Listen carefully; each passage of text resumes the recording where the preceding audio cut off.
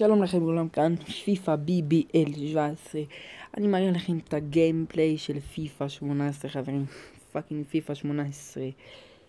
וואו, הנה בוא ניכנס. אני לא יכול להראות לכם משחקים מדהים, זה לא אפשרי. אני אראה לכם את כל מה שאני רק יכול. אבל פיפא 18 כבר בטא כמובן, יצא לכמה אנשים בעולם. יש אנשים שמצלמים כבר פיפא 17 בטא.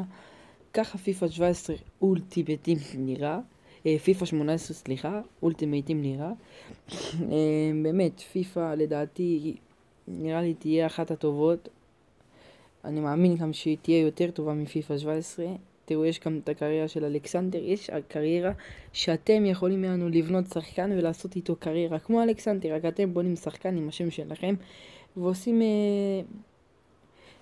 כמו אלכסנדר. יעני תסתכלו, יש פה מונדיאל, כאילו ב-2018 יהיה מונדיאל, יהיה לכם פה מונדיאל.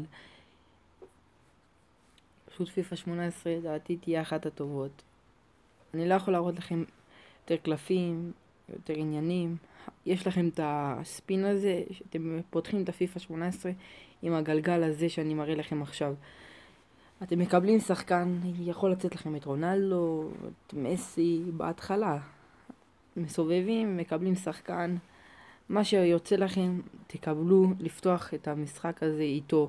הנה זה המונדיאל 2018. תראו את אובמיאנג, כן, אובמיאנג לא עבר לריאל מדריד, זה סתם חולצה שהיא ספורט תצבע. Just get ready for work. For me, I be work. You see me do me dirt. Just tell me about that work. When you walk out, before the table turn.